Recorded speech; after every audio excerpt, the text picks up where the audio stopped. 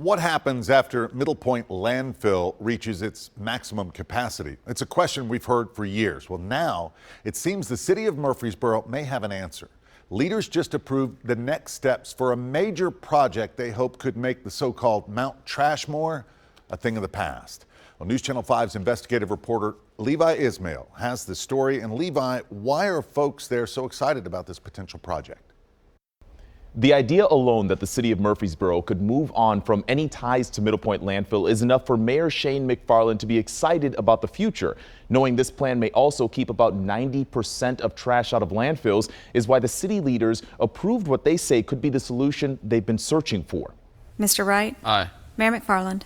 Aye. All right, we'll move to item 17. Murfreesboro City Council voted to approve the next steps in building a waste transfer station within city limits by 2025 that would also turn trash into renewable energy.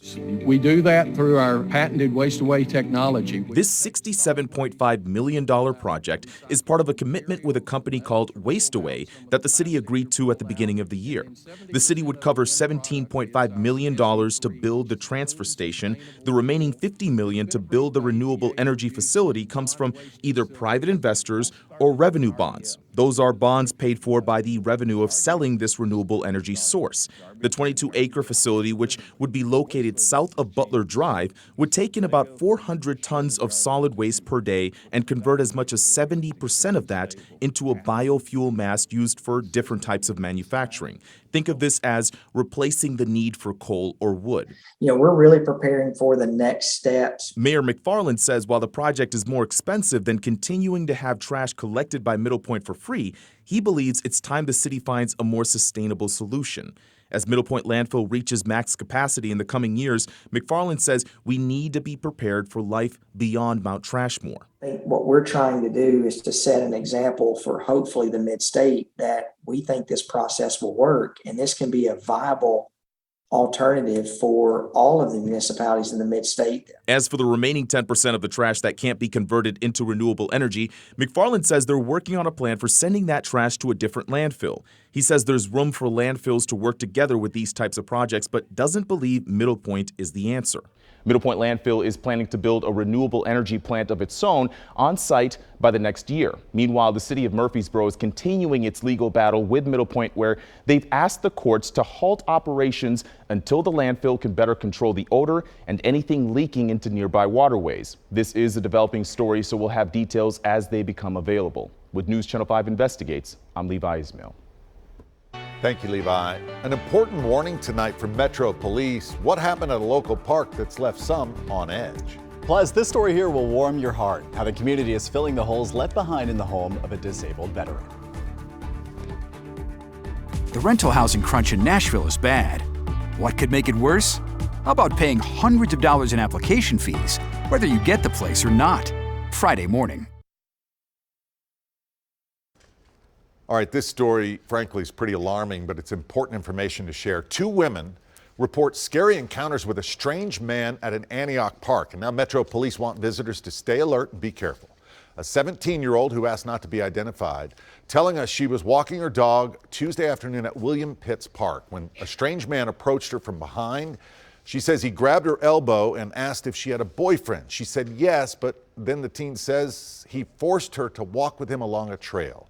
She went along because she thought he might have a knife, as his other hand was in his pocket. And then he saw my nose piercing, and that's when he turned my face this way, complimented it, and then kissed my cheek. She continued talking with the man to distract him until they reached a clearing where there were other people. She says that's when she ran away and the creeper disappeared into the woods. Get this though, another woman reported a similar encounter there just one day later. Police say they're investigating and they're working with Metro Park officials to increase security. Well, here in the volunteer state, we are all about helping our neighbors. One Warren County man experienced that help firsthand. Michael Wojtowicz, his driveway was crumbled, and mainly because of the storms and rainwater. He had placed pieces of wood over the holes to prevent cars from falling into them. It had gotten so bad, Michael had to leave a car on the other side of the road just so he could go places. Being a disabled veteran, he knew it was only a matter of time until he had another health scare. And he wasn't sure if first responders would even be able to reach him. A close friend put a call out on social media, and in less than 24 hours, that driveway was fixed. Michael says he now knows an entire community is looking out for him. if we ever have problems, all we have to do is give them a call. And I mean, where in the world can you come up with something like that? I mean, that's insane. And the help tonight keeps pouring in. A lawn care company has agreed to come out and take care of the veterans' land for free.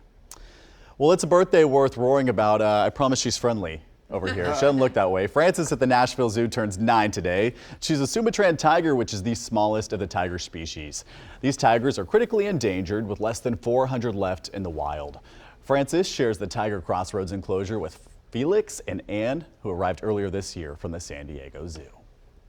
All right, here's a story probably going to get folks talking. A new study says Tennesseans could tolerate a longer work week, almost 45 hours. No. Hold on, Bree. No. This stems from a recent proposal in South Korea. They want to raise the minimum work week from 52 to 69 hours. Minimum? So what's the payoff? Well, it's a chance to retire earlier. 60% of those surveyed said they'd do it, and 83% said the biggest advantage to working longer hours is more pay. No shot. Not South Korea, 69 hours. I'd go to 45, you know. Not me, Maybe man. a 4 Anything days. past 5 days. Would you do 4 days, 10 hours each instead of? I already do. Yeah, you do anyway. I say. So busy. I have 2 kids and I have 66 counties that I have to Yeah. keep track of every day of the dang week. Like, We appreciate it. no! Yeah. Got to put your foot down somewhere. Say, I know it's been kind of, since it's been so cold, but I love sunny. Yeah. I will take sunny.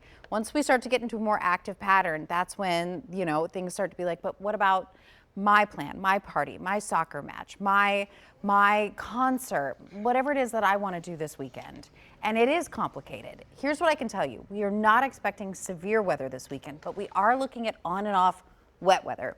So this graphic is the most soggy time frame over the next 3 days.